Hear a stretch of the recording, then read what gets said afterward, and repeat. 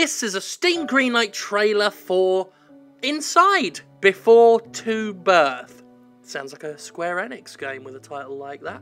Anyway, starts off with some classical music. Very classy, liking it. Bit of a red wall there. And a lot of darkness. You can just about make out one end of a bed. Got some shadow there. So we can just about make... Oh, there we are. It's quite literally pitch black. Now, I picked this game because it really does showcase possibly my biggest problem with a lot of modern first-person horror games. Aside from the fact that there are so many of them, they're all so dark. I don't know why, I guess, you know, darkness is a scary thing. I'm not going to debate that. But when it's so dark you can't see anything, like I guarantee this isn't blacked out footage. If you squint, look, you can just... Details start to make themselves out. This is too dark. I'm not excited for this game because I know I won't be scared. I'll just be annoyed. When you can't see where you're going and what you're doing, when you can't see the environment, it's honestly, it's too irritating to be frightening. And that is something that a lot of these horror games just aren't getting. That scream didn't help. That didn't frighten me at all. Again, I think that added to the irritation. So this is the first part of the saga of survival horror games. What? That's a bit arrogant. This is the very first survival horror game they're claiming. I mean, I know they're not, but I'm just having a bit of fun, just to poke at a bit of a laugh. Anyway, happen inside of an abandoned hospital where strange events frighten two our main characters. They must resolve a series of riddles and puzzles to escape. Argument. Okay. Mike and Dan are a couple that after return from visit to a friend at the night, they suffer an accident and clash, so they are required to search help. In the way, they find an hospital, and inadvertently, they will be involved in a series of paranormal events that they must resolve for save themselves. Make it brighter. Please make it brighter.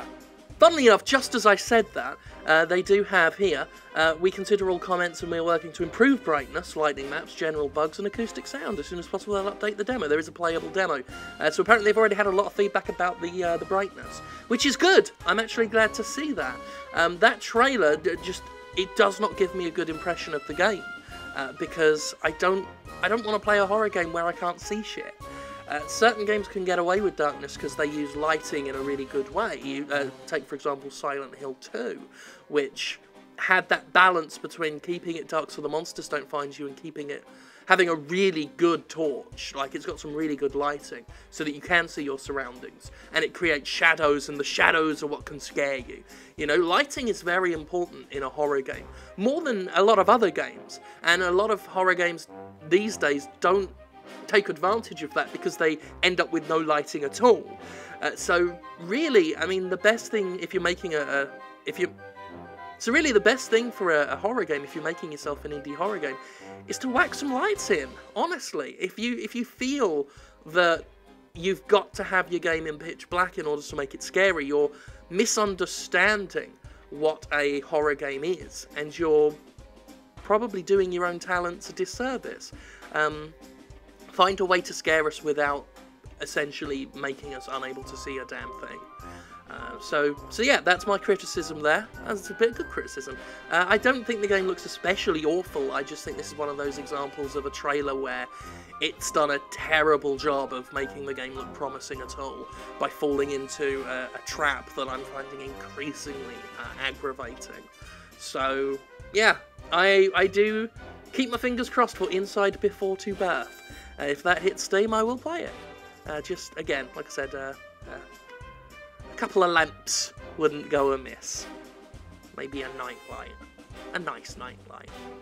Or one of those glow-in-the-dark glowworms. Do you remember glowworms? With the... Like, you could get big glowworms. They glow in the dark. And one of them had a nightcap. And I think you could move the nightcap back and forth, and it had two faces on either side of its head. And one was awake and one was asleep. And there were little plastic ones, I think, that came from the cartoon series. And they were good. We had an old man one. It was like some old man bug. And he glowed in the dark as well.